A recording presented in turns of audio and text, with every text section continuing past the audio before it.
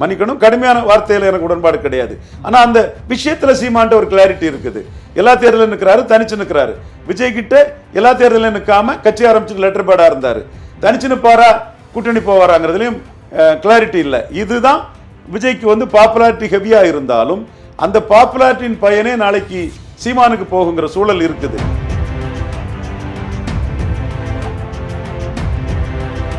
விஜய் சீமான் கம்பேரிசனும் சீமானுக்கு பெரிய பூஸ்ட்.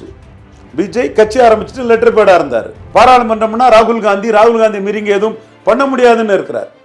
சீமான் அப்படி இல்லை. திமுக அண்ணா திமுக காங்கிரஸ் பாஜகவின் ஊதுகுழல்கள் ஒட்டுணிகள் தொங்கு சதைகள்னு காங்கிரஸ் பாஜகவை மையமா வச்சு திமுக அண்ணா திமுக அடிச்சு 8% வாக்கு எடுக்கிறாரு. விஜய் பாராளுமன்றம்னா ராகுல் காந்தின்னு கோலத்தனமா அதுல மடங்கி போயிடுறாரு, மட்டையாயிடுறாரு.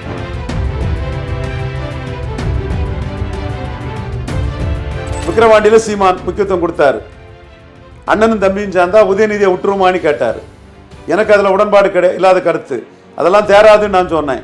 விஜய்க்கு விக்கிரவாண்டியில் ஓட்டு கிடையாதுன்னு சொன்னேன். ஜான் ஆரோக்கியசாமி 20% ஓட்டு விக்கிரவாண்டியில் விஜய்க்கு இருக்குன்னு சொன்னார். பைபிளை கொண்டு சத்தியம் பண்ணு ஜான் ஆரோக்கியசாமி, நீ 20% ஓட்டு விஜய்க்கு இருக்குன்னு சொல்லி சீமான ஏமாத்த முயன்றியா இல்லையா?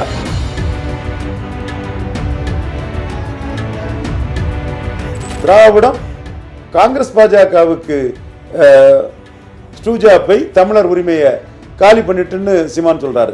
அதுவே பாஜகவுக்கு நெருக்கமா விஜய் போறாருன்னு காங்கிரஸ் கூட விஜய் கூட்டணி போறாருங்கிறதையும் மறைமுகமா அடித்து தவிர்க்கிறது தான் சீமானுக்கு வேலை.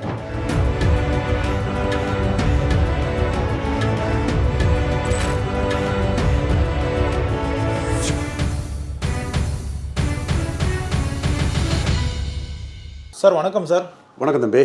எப்படி சார் இருக்கீங்க? நல்லா இருக்கு தம்பி. நல்லா இருக்கீங்களா? நல்லா இருக்கு. விஜய்க்கு ஆதரவா சீமான் வந்து நிறைய இடங்கள்ல வந்து பேசியிருக்காரு சார். ஒரு சில கருத்துக்களை விஜய்க்கு எதிராக வைக்கும் போது சீமானே வந்து இந்த ட்ரோல் பண்ற விஷயங்கள்லாம் வந்து பார்த்துட்டு இருக்கோம். அது மட்டும் இல்லாமல் இப்போ திருமாவளவர்கள் விஜய்க்கு ஆதரவாக நிறைய விஷயங்கள் பேசும்போது அதை எதுவும் பெரிய பேசும் பொருளாம இருக்கும். அதுவும் எதிராக ஏதாவது ஒரு கருத்தை வைக்கும் போது விஜய் ரசிகர்கள்னு சொல்லக்கூடாது, தொண்டர்கள் வந்து இது வந்து ட்ரோலா மாத்துறாங்க. இன்னைக்கு சீமான் பேசின வார்த்தை ரொம்ப கடுமையான வார்த்தை. நேற்று சேலத்தில் பேசியிருக்கிறாரு. அதுல எனக்கு முழுக்க உடன்பாடு இல்லை. பட் அந்த கருத்தில் உடன்பாடு. சீமான் பேசிய கருத்தில் எனக்கு உடன்பாடு. கருத்தை அவர் செய்த விதம் வந்து எனக்கு கொஞ்சம் எக்ஸாஜரேட் பண்ணி அவரு கொஞ்சம் ஒரு கடுமையாட்டே பண்ணிட்டாரோன்னு எனக்கு தோணுது. கோல நாய்களா எங்கடா போனீங்க ஈரோடு கிழக்குல, நான் களத்துல நின்றான்னு கடுமையா சொல்லியிருக்கிறாரு.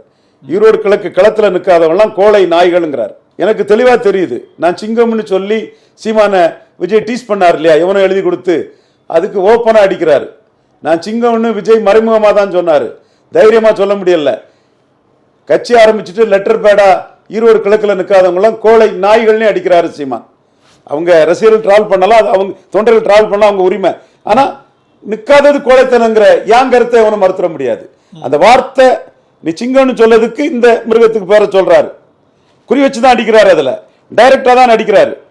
இன்னும் சொல்ல போனா நிற்காதவங்க எல்லாத்துக்குமே பொருந்தும். குறிப்பா அவர் டார்கெட் பண்றது விஜய் தான். அப்போ இந்த இடத்துக்குள்ள என்ன ஆகுது? கமலஹாசன் நாங்க நேர்ல நிக்கல, சீமான் நின்னாரு, ஹரிநாடாரு கீழே போனாரு. கமலஹாசன் விக்கிரவாண்டியில நிக்கல, சீமான் நின்னாரு, 1.5% ஓட்டு தான் எடுத்தாரு. வெள்ளூர்ல கமலஹாசன் நிக்கல, சீமான் நின்னாரு, 2% ஓட்டு தான், 2.6% ஓட்டு எடுத்தார். ஆனா சீமான் இன்னைக்கு 2021 கமலஹாசனோட 3 மடங்கு ஓட்டு எடுத்தாரு. அப்ப மக்கள் மத்தியில நான் களத்துல நிற்கக்கூடியவன், நான் புற்றிசல் இல்ல, நான் காளான் இல்ல, நான் மின்னல் இல்ல, நான் வந்து தற்காலிகம் இல்ல, நான் நிரந்தரமா இங்க வேலுப்பிள்ளை பிரபாகரின் கட்டளை ஏற்று தமிழ் மண்ணில் தமிழராட்சி நிறுவ களமாடக்கூடியவன். எல்லா தேர்தலில் நிற்கிறேன். ஸ்டாலின் எதிர்த்து நான் தான் களத்துல நின்னேன். நீ திருமங்கலம் சரத்குமார் மாதிரியோ அல்லது தோத்து போனா 26ல வியாபாரம் பண்ண முடியாதுன்னு களத்தை விட்டு ஓடிட்ட. இது அரசியல் கோழைத்தனம் தான். இது விக்கிரவாண்டியில நின்ன என்டிஏ ஈரோடு கிழக்குல நிற்காததும் தப்பு தான். அந்த இடத்துக்குள்ள 18% என்டிஏ ஓட்டுக்கும் பெரியார் மண்ணில் பெரியாரே மண்ணுன்னு விஜய் சீமானுக்கு ஒரு லீடர்ஷிப் வருது. அதே மாதிரி ஈரோடு கிழக்கில் நின்னா சீமானுக்கும் எடப்பாடிக்கும் வித்தியாசம் இருக்காதுன்னு எடப்பாடி ஓடி போனதும் எடப்பாடிக்கு ஒரு மைனஸ் தான். அதை சீமான் தான் வெளியே கொண்டு வரணும். எனக்கும் அவருக்கும் வித்தியாசம் இருக்காது, என்னை கண்டு ஓடி போயிட்டாரு, நான் தான் ஸ்டாலினை கண்டு எதிர்த்து நின்னேன். அதே மாதிரி என்டிஏ வந்து விக்கிரவாண்டியில டாக்டர் ஐயாவையும் அன்புமணி ராமதாஸ் அவர்களையும் நம்பி நின்னவங்க, பாமக நின்னவங்க இங்க நிற்க முடியாம ஓடிட்டாங்க. எங்க கட்சியில துணிச்சலானவங்க யாரும் இல்லைன்னு கேட்கலாம். ஆனா விஜய் சிங்கம்னு சொல்லி மறைமுகமா சீமான அட்டாக் பண்ணதுக்கு டைரக்டா கோலை நாய்கள்ங்கிற வார்த்தையை சொல்லி இருக்கிறாரு. விஜய் தரப்பு இதுக்கு எதாவது பதில் சொல்லுவாங்களா? அரசியல்னா அந்த பதில் சொல்லணும் இல்ல. சோ இந்த இடம் கமலஹாசன் 2.0 தான் சீமான் வந்து விஜய் வைக்கிறாரு. இன்னும் விஜய் காங்கிரஸ் பிஜேபின்னு சொல்லும் போதுதான் சீமான் வந்து திமுகவும் அண்ணா திமுகவும் காங்கிரஸ் பாஜகவின் ஊதுகுழல்கள் ஒட்டுண்ணிகள் தொங்கு சதைகள்னு சொல்றாரு. அப்ப நான் காங்கிரஸ் பாஜக காவிரி கச்சத்தீவு முல்லை பெரியாறு இதெல்லாம் தமிழனுக்கு எதிராக நின்றுச்சு, அதை திமுகவும் அண்ணா திமுகவும் ஆதரிக்க தவறுன்னு 4 வரையும் அடிச்சு நிற்கிறாரு. அப்ப கிளாரிட்டி அவர்கிட்ட இருக்குது. அந்த கடுமையான வார்த்தையை நான் எனக்கு உடன்பாடு கிடையாது, மன்னிக்கணும், கடுமையான வார்த்தையில எனக்கு உடன்பாடு கிடையாது. ஆனா அந்த விஷயத்துல சீமான்ட்ட ஒரு கிளாரிட்டி இருக்குது. எல்லா தேர்தலும் நிற்கிறாரு, தனிச்சு நிற்கிறாரு. விஜய் கிட்ட எல்லா தேர்தலும் நிற்காம கட்சி ஆரம்பிச்சு லெட்டர் பேடா இருந்தாரு. தனிச்சு நிற்பாரா கூட்டணி போவாராங்கிறதுலயும் கிளாரிட்டி இல்லை. இதுதான் விஜய்க்கு வந்து பாப்புலாரிட்டி ஹெவியா இருந்தாலும் அந்த பாப்புலாரிட்டியின் பயனே நாளைக்கு சீமானுக்கு போகுங்கிற சூழல் இருக்குது. அதான் பிரிண்ட் ஒரு 2.5 லட்சம் பேருக்கிட்ட கருத்து கணிப்பு எடுத்து பிரிண்ட் சேகர் குப்தா பிரைம் மினிஸ்டருக்கே வேண்டிய ஒரு எமர்ஜென்சி காலத்திலிருந்து ஒரு பெரிய ஒரு ஜேர்னலிஸ்ட், பிரபல ஆங்கில இதழுக்கெல்லாம் எடிட்டரா இருந்தவர். அந்த கிரெடிபிலிட்டி ஆங்கிள் எல்லாருக்குமே தெரியும் சேகர் குப்தான்னா. அவருக்கு கருத்து கணிப்புல இன்னைக்கு விஜய் என்டிஏக்குள்ள சேர்ந்தாருன்னா 50% திமுக அணி வரும், என்டிஏ 35% வரும், சீமான் 12% வரும்னு கருத்து கணிப்பு வந்திருக்குது. நான் சீமானுக்கு இதை விட கூடுங்கிறதா என்னோட கருத்தா சொல்றேன். அப்ப நீங்க இப்படி ஒரு கருத்து கணிப்பு எடுக்கக்கூடிய அளவுக்கு முடிவற்றவரா இருக்கக்கூடாது. நான் கருத்து கணிப்பே பிரிண்ட் உட்பட பிரிமெச்சூர், இம்ப்ராப்பர், இன்அப்ரோப்ரியேட்டுங்கிறதா என் கணக்கு. இன்னைக்குள்ள லெவல் தான், அது நாளைக்கு மாறக்கூடிய தன்மை உள்ளதுன்னு. நேற்று வர விஜய்க்கு அத்தனை சதவீதம் வந்த பற்பட்ட கருத்து கணிப்புகளுக்கு மத்தியில் விஜய் ஏடிஎம்கே பிஜேபி விஜய் அலையன்ஸ்னா 35% சீமான் 12% வருவாருன்னு ஒரு கருத்து கணிப்பு வருதுன்னா சீமான கூட்டணியா போட்டு எவனும் கருத்து கணிப்பு எடுக்க முடியல. புரியுது. ஆனா இப்ப வரும் தேர்தல் வந்து சீமானன் அவர்களுக்கு வந்து இந்த வாக்கு வங்கி வந்து உடையும், அது வந்து 8லிருந்து 3 மாறும்னு சொல்றாங்களே சார். அதான் பிரிண்ட்ல 12% போட்டுட்டானே. அப்படி போட்டவனுக்கெல்லாம் செருப்படி கொடுத்துட்டான பிரிண்ட் சேகர் குப்தா. அப்போ 12% வரும்னு பிரபல ஆங்கில ஊடகம் 2.5 லட்சம் பேர் எடுத்து போட்டிருக்கும் போது விஜய் தனிச்சே நிற்க மாட்டாரு, விஜய் கூட்டணி போகக்கூடியவரெல்லாம் விஜயை கருதுறான். கருத்து கணிப்பு எடுக்கிறவனே விஜயை வந்து ஒரு டம்மி பீஸ் ஆட்டு, சபார்டினேட் ஆட்டு, எடப்பாடிக்கு ஒரு டம்மியாலாம் பார்க்கறான். சீமான அப்படி பார்க்க முடியலையே.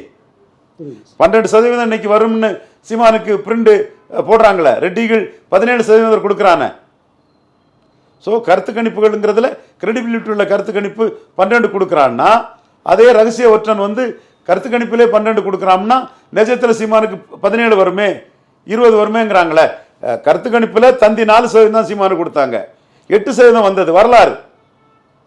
கருத்து கணிப்பில் சீமானை வைக்க மாட்டாங்க இல்லையா, வைக்காதவரே வாராருன்னு சொன்னா அப்போ விஜயால் உருவாக்கப்பட்டு இருக்கக்கூடிய ஆஸ்பிரேஷனல் ஓட்ஸ், கற்பனை வாக்குகள், நிஜமாக அல்ல, அந்த வாக்குகள் விஜய் களத்தை விட்டு வெளியேறும் பட்சத்திலேயோ, விஜய் தனித்து போட்டியிட முடியாத ஒரு சூழ்நிலையில் கூட்டணி போகும் பட்சத்திலேயோ, விஜய் முதல்வர் என்று மக்கள் எதிர்பார்த்து வாக்களிக்கலாம் என்று இருந்த மக்கள், மாற்றத்திற்கான தலைவர் விஜய் என்று இருந்த மக்கள் கண்டிப்பாக களத்தில் சுத்த வீர நாட்டு எல்லா தேர்தலில் நின்று, அந்த வார்த்தையை சொல்ல விரும்பல, விக்கிரவாண்டி ஈரோடு கிழக்கில் நின்று களத்தில் மக்களோடு இருக்கக்கூடிய சீமானுக்கு வாக்களிப்போம்னு கமலஹாசன் வந்ததும் சீமானுக்கு வாக்கு பல மடங்கு உயர்ந்த மாதிரி விஜயாலையும் விஜய் சீமான் கம்பாரிசன்லையும் சீமான் தான் சுத்தமான தலைவர், மக்கள் தலைவர்னு அவர் வாக்குகள் வந்து மிகப்பெரிய அளவுக்கு ஜம்பாதுக்கான வாய்ப்புகளும் சாத்தியக்கூறுகளும் தான் இருக்குது. நான் ப்ராசஸோட சொல்றேன், மொட்டச்சாத்தான் குட்டையில விழுந்தான்னு என்னன்னு பேசல. சரி, இப்போ சீமான் அவர்கள் வந்து தொடர்ந்து வந்து களத்தில் நின்றுட்டு இருக்காரு, அந்த மக்களுக்கு ஆதரவாக தன்னுடைய அரசியல் பயணத்தை வந்து தொடர்ந்து பண்ணிட்டு இருக்காரு. அப்படி இருக்கும்போது விஜய் அவர் குறித்து பேசும்போது அந்த மீடியா வெளிச்சம் வந்து சீமானுக்கு அதிகமாக கிடைக்குதுன்னு சொல்லிட்டு விஜய் தொண்டர்கள் வந்து பேசுறாங்க. உண்மைதான், கமலஹாசனால சீமானுக்கு பப்ளிசிட்டி கிடைச்சிது. அப்போ மக்கள் கமலஹாசனையும் சீமானையும் ஒப்பிட்டு பார்க்குறாங்க. கமலஹாசன் களத்துக்குள்ள வாராரு, சீமான் அளவுக்கு உழைக்கல. அப்போ 2 பேருமே களத்துக்குள்ள நிற்கும்போது சீமான் 1.1 3.8 போயிடுறாரு, கமலஹாசன் 3.7 போறாரு. கமலஹாசன் உழைச்சிருந்தார், பிரச்சாரம் பண்ணியிருந்தாருன்னா இதோட கூட போயிருப்பார், நான் மறுக்க வரல. கமலஹாசனுக்கு பாப்புலாரிட்டியும் அவரோட நிலைப்பாட்டில் உள்ள தெளிவும் ஸ்டார் கேண்டிடேட்டை விட்டதையும் சமூக பின்பலத்தோட அவருக்கு வாக்கு கிடைச்சது நான் மறுக்கல. சீமானுக்கு சமூக பின்பலம் கிடையாது, இனிமேல் வரும். இனிமேல் வரும். இனிமேல் நாடார் கம்யூனிட்டி வருவாங்க. நாடார மையமாக வச்சு பலரும் சீமான விமர்சனம் பண்ணுறதும் அது வந்து அந்த கம்யூனிட்டிக்கே சீமானுக்கு ஒரு போட்டா அண்ணையா, அவனும் நம்மளை நம்பியா வந்தான், தினத்தந்தியை நம்பியா வந்தான், வந்துட்டானே 8% வந்துட்டானு இன்னைக்கு ஒரு பார்வை வரும். அது வேற விஷயம். ஆனால் நேற்றைய தினத்தில் கமலஹாசனுக்கு பிராமணர்கள் ஃபுல்லாக ஓட்டு போட்டாங்க. ஸ்ரீபெரும்புதூர், தென் சென்னையிலெல்லாம் நல்லா ஓட்டு போட்டாங்க. சீமானுக்கு அந்த பேக்கிங் இல்லாமலே 3.8 எடுத்துட்டாப்புல. அப்போது அந்த பார்வை கமலஹாசன் யாருக்கானவர், சீமான் யாருக்கானவருங்கும் போது சீமான் வந்து 3.8 வந்துட்டார். இப்போ நீங்கள் உசிலம்பட்டி, ஆண்டிப்பட்டி, முதுகுளத்தூர், தென் மேலூர், இங்கே கமலஹாசனுக்கு 1% ஓட்டு கூட கிடையாது. சீமான்களுக்கு ஓட்டு விழுது. இங்குள்ள பாமர மக்கள் போல்டாக நிற்கிறான், நம்மளை மாதிரி நிற்கிறான், பிரபாகர மகனா நிற்கிறான், தைரியமாக நிற்கிறான். எம்ஜிஆர் ஆட்சி அமைப்புன்னு கமலஹாசன் சொல்றாரு.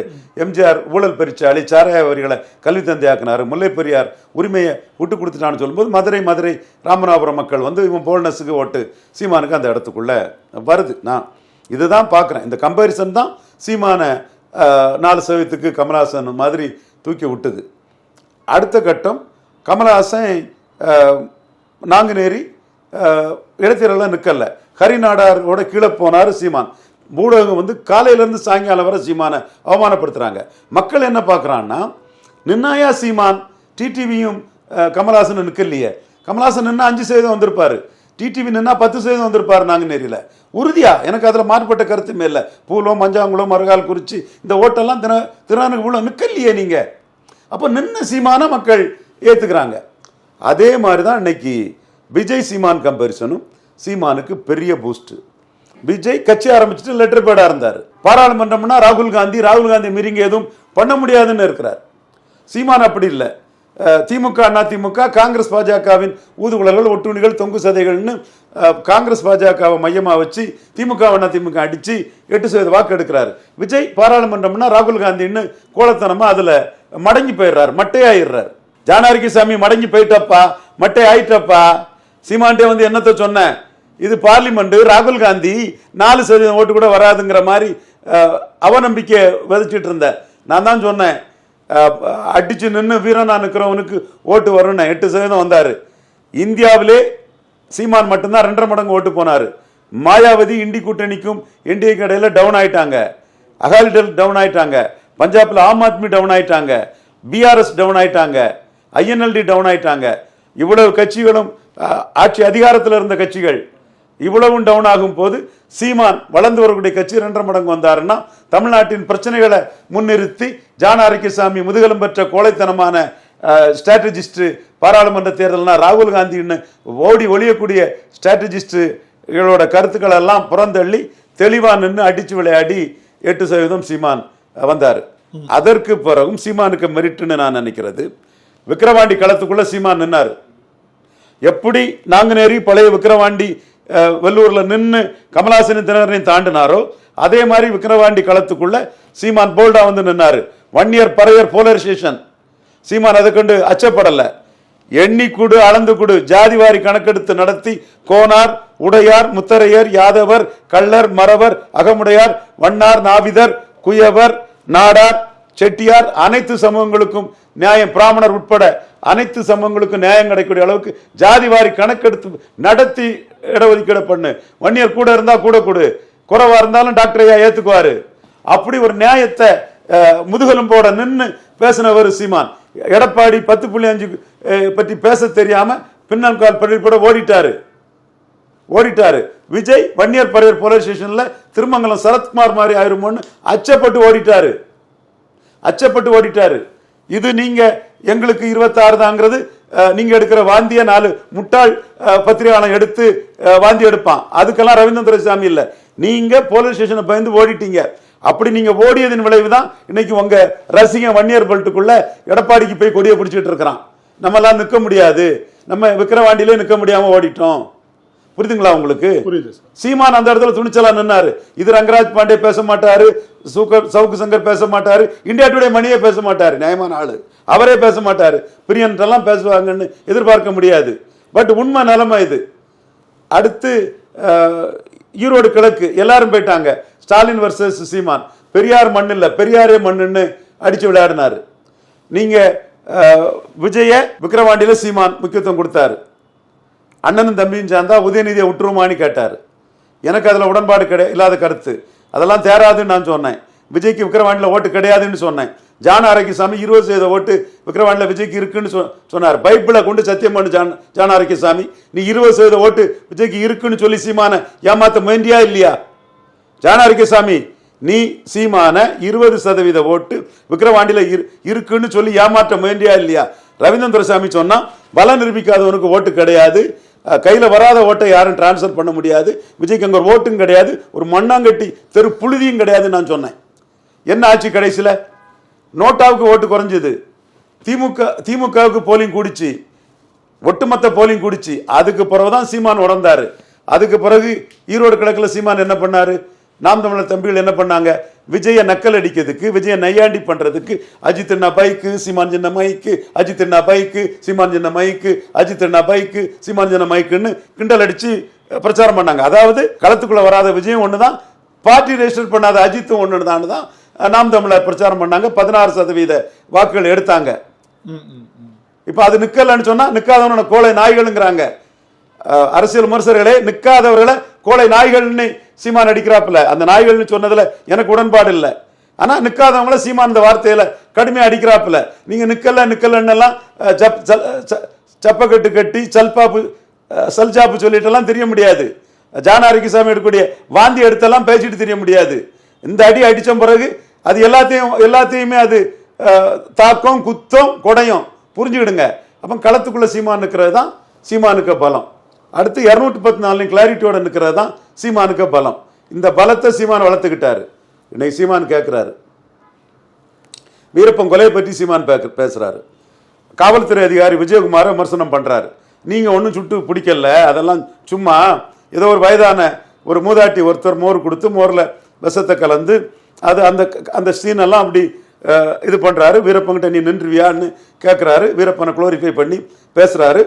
பேசிக்கிட்டு அது ஜெயலலிதா அம்மையார் தேவாரத்துக்கு அவார்டு கொடுத்தாங்க, இவரு கொடுத்தாப்புல, இன்னும் எஸ்டிஎஃப்ல இருந்து எல்லாருக்குமே அவார்டு கொடுத்தாங்க. வெற்றி செல்வன் நிறைய பேர் அதில் வாங்கினாங்க. அது தன்னோட சாதனையாக பண்ணாங்க. மற்ற கமாண்டோஸ் ஃபோட்டோ எடுக்கும்போது விஜயகுமார் அப்படி தள்ளி போங்க, ஏன் இது நீயும் அதில் ஒரு ஆள், அவ்வளவுதான், எல்லாரும் ஃபோட்டோ எடுக்கும்போது நீ நிற்கணும்னு நினைக்காத அப்படின்னு கமிஷனரையே அப்படி அசால்ட்டா ட்ரீட் பண்ணாங்க ஜெயலலிதா. பெரிய ஆளுமை. என் டீமு, நான் என்னோட வில் பவர் நீங்கள்லாம் செய்தீங்க. அந்த ஆளுமையை காட்டினவங்க ஜெயலலிதா. இன்னும் சொல்ல போனால் விஜயகுமாரன் விட தேவாரத்தை ஒரு ஸ்டெப்பு மேலே வச்சு தான் அதை செய்தாங்க ஜெயலலிதா. தனித்தனியாக அவர் கூட தான் எல்லாரும் ஃபோட்டோ எடுக்க வச்சாங்க. அந்த ஜெயலலிதாவின் சாதனையை இன்னைக்கு வீரப்பனை நாங்கள் சுட்டோம் எங்கள் சாதனைன்னு எடப்பாடி பேச முடியுமான்னு சீமான் கேட்குறாரு. இதுதான் சீமான். அப்போ உடைச்சிட்டாரு. உன்னோட திமுக வர்சஸ் அண்ணா திமுக இருதுருவ அரசியல், புண்ணாக்கு அரசியல் எல்லாம் உடைச்சு தூக்கி போட்டுட்டாரு. வீரப்பன் கொள்ளக்காரம்னா கருணாநிதிக்கும் ஜெயலலிதாவுக்கும் என்ன பேருன்னு கேட்கிறாரு. அவருக்கு அதிமுக கூட்டணி போய் எடப்பாடிக்கு பின்னாடி போய் நிற்க வேண்டிய அவசியம் இல்லை. அதனால ஜெயலலிதாவே அடிக்கிறாரு. Fortune favours the brave. Seeman பிரேவான்னு அரசியல் பண்றதுனால தான் இவ்வளவு உயரத்துக்கு வந்திருக்கிறாரு. ஸோ இன்னைக்கு அவரோட இது ரொம்ப கிளாரிட்டியோட தெளிவாகவே இருக்குது. எல்லா நிலைப்பாடுகள்லையும் இப்போ திராவிடம்னு எடப்பாடி கேட்கும் போதுக்கே எடப்பாடியை நக்கல் அடிச்சாரு. அது எடப்பாடியை விட்டுக்கிட்டு இவரை தான் அடிச்சாரு, ஸ்டாலினை தான் ரொம்ப அடிச்சாரு. அடுத்தால நாயுடு பாலம்னு ஜிடி நாயுடு பாலன்னு பேர் வைக்கும்போது ஏன் முத்துராமலிங்க இதுல தேவர இல்லாம முத்துராமலிங்க நாரன்னு இருக்கு, அந்த இதை கேட்கிறாரு. அதுல தீரன் சின்ன மலைக்கவுண்டர், திருப்பூர் குமரன், இவங்க பேரெல்லாம் வச்சா என்ன பாலத்துக்கு என்ன ஆயிர போகுதுன்னு அதை முன்வைக்கிறாரு. ஸோ தமிழர் அடையாளம், தமிழ் தேசிய அடையாளம், இதுதான் சீமானுக்கு நோக்கமா இருக்குது. ஸோ அந்த திராவிடத்துக்கு எதிராக கிளாரிட்டியோட சீமான் இருக்கிறாரு. திராவிடம் காங்கிரஸ் பாஜகவுக்கு ஸ்டூஜாப்பை தமிழர் உரிமையை காலி பண்ணிட்டுன்னு சீமான் சொல்றாரு. அதுவே பாஜகவுக்கு நெருக்கமா விஜய் போறாருன்னும் காங்கிரஸ் கூட விஜய் கூட்டணி போறாருங்கிறதையும் மறைமுகமா அடித்து தவிர்க்கிறது தான் சீமானுக்கு வேலை. ஸோ இதெல்லாம் விஜய் எப்படி, சீமான் எப்படி, இந்த கம்பாரிசன் களம் வரும்போது சீமான பெரிய அளவு உயர்த்தம். வன்னிய பறையர் தேவேந்திரர்களுக்கு 5% இடஒதுக்கீடு உயர்த்தி கொடுக்கணுங்கிறாரு. விஜய் கேட்கிறாரா? தமிழ்ல இருந்து வந்ததுதான் தெலுங்கு மலையாளம் கன்னடம்னு சீமான் சொல்றாரு. விஜய் சொல்றாரா? பாராளுமன்ற கட்டிடத்தில் சமஸ்கிருதம் இருக்கு, என் தமிழ் இல்லைன்னு கேட்கிறாரு. விஜய் கேட்கிறாரா? இப்படி ஒரு 1000 இஷ்யூ, 1000 இல்ல, ஒரு 25 முக்கியமான இஷ்யூ சீமான் தெளிவா நிற்கிறாரு. ஸோ இதுல தான் சீமான் வந்து வளர்ச்சி அடைகிறாரு. நீ அண்ணா எம்ஜிஆர்னு சொல்லும் போது 2 சனியன்களை மாலையா தூக்கி போட்டு சட்டையா தச்சுக்கிட்டு 3வது ஒரு சனியம் வருதுன்னு ஓங்கி அடிக்கிறாரு. ஸோ இதெல்லாம் சீமான் போல்டான தலைவர். விஜய் கண்டு பாஜக காரன் காங்கிரஸ்காரன் பண்ற மாதிரி எல்லாம் பண்ணல, ஓங்கி அடிச்சுட்டாரு. பெரியார் மண்ணல்ல, பெரியார் மண்ணின்னு அடிச்சுட்டா நிற்கிறது. சீமானோட அரசியல் 1 கோடி மக்களை ரீச் ஆகும்னா விஜயை கம்பேர் பண்ணி அந்த அரசியல் இருக்கும்போது 3 கோடி மக்களை ரீச் ஆகும். அது சீமானுக்கு இந்தந்த கொள்கைகளுக்காக சீமானுக்கு ஓட்டு வரும்போது பெரிய பூஸ்டா வரும். விஜய் சீமானின் அனுகூல சத்துரு. சீமான் வந்து போல்டான தலைவர் தான் சார், அதுல எந்த ஒரு மாற்றமும் இல்லை. ஆனா இப்ப திமுகவினர்லாம் சீமான் வந்து ஒரு பி டீமாவும் அதே பாஜகவோட ஒரு பி டீமா வந்து சித்தரிக்காங்க. அதே மாதிரி பாஜக வந்து திமுகவோட பி டீம்னு சொல்லிட்டு இப்ப இவங்க சொல்றதுலயே நம்மளால பார்க்க முடியுது. இந்த நெரட்டிவ் வந்து சீமானை காலி பண்றதுக்காக இதெல்லாம் செட் பண்ணிட்டு இருக்காங்களா சார்?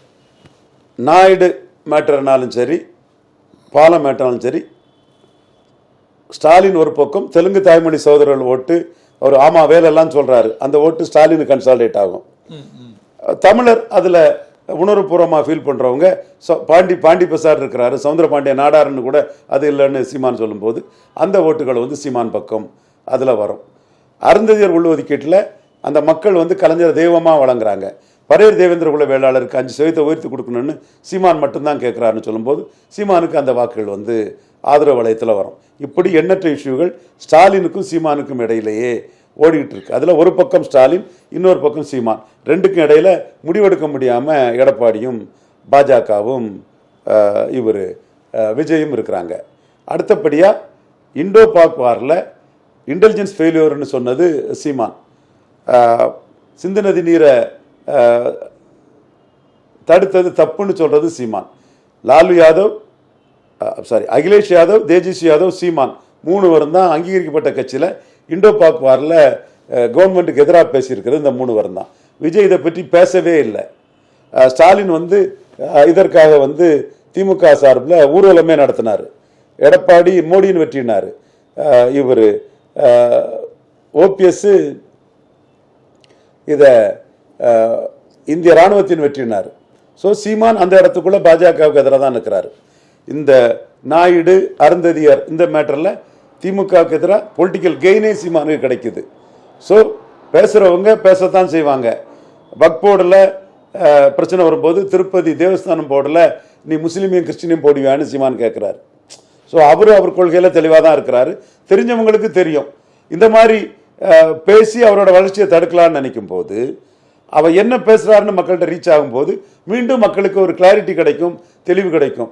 நாயுடு பாலத்தை சீமான் மட்டும்தான் எதிர்க்கிறாரு, அருந்ததியர் பிரியாரிட்டி ரெசர்வேஷனை சீமான் மட்டும்தான் எதிர்க்கிறாரு, இண்டோ பாக் வாரில் சீமான் மட்டும்தான் பாஜக அரசுக்கு எதிரான கருத்தை ஸ்ட்ராங்கா சொல்றாருன்னு மக்களுக்கு ரீச் ஆகும். அது சீமானுக்கு லாபம் தான். சீமானோட அடுத்த கட்ட நிலைப்பாடு என்னவா சார்? இந்த தேர்தலை எப்படி சந்திக்க போறாங்க? எந்த மாதிரியான இந்த வியூகங்கள்லாம் வகுத்து இருக்காங்க சார்? மிகப்பெரிய ஒரு கூட்டம், விஜய்க்கு வராத ஒரு கூட்டத்தை 214 கேண்டிடேட் அறிமுக விழாவில் கட்டுப்பாடான கூட்டம், கட்டுக்கடங்காத கூட்டம், ஆனால் கட்டுப்பாடான ஒரு கூட்டமாட்டு மிகப்பெரிய ஒரு கூட்டத்தை சீமான் காட்ட நினைக்கிறாரு. சீன முங்கில் மாதிரி பெரிய வளர்ச்சியை அடைவன்னு உறுதியாக நம்புறாரு. 5வது முறை தனிச்சு நிற்கும் போது அவர் மீது நண்பகத்தன்மை மேலும் கூடும்னு நினைக்கிறாரு. குறிப்பாக 8% ஓட்டும் எடப்பாடியை பெருமளவு பலகீனப்படுத்தி தான் வந்திருக்கக்கூடிய சீமான் மிகப்பெரிய அளவு எடப்பாடியை 26 பலகீனப்படுத்த முடியும். அதிமுக 2 ஜாதி கட்சியாக போயிட்டு அதிமுக ரெட்டையிலையில் பலனில்லாத ஜாதிகள்லாம் தனக்கு பின்னாடி திரளுவாங்கன்னு நினைக்கிறாங்க. திராவிட கட்சிகளோட அரசியலில் அதிகாரமற்ற பசியப்ப ஜாதிகள் தன் பின்னாடி திரளுவாங்க. தமிழ்நாட்டின் கன்ஷிராமாட்டு, தமிழ்நாட்டின் நிதிஷ்குமாராட்டு மிகப்பெரிய ஜம்பு தனக்கு வருங்கிறத சீமான் உறுதியாக நம்புறாரு. பொறுத்திருந்து பார்ப்போம் சார் என்ன நடக்குதுன்னு. ரொம்ப நன்றிகள் சார், நேரம் நன்றி சார்.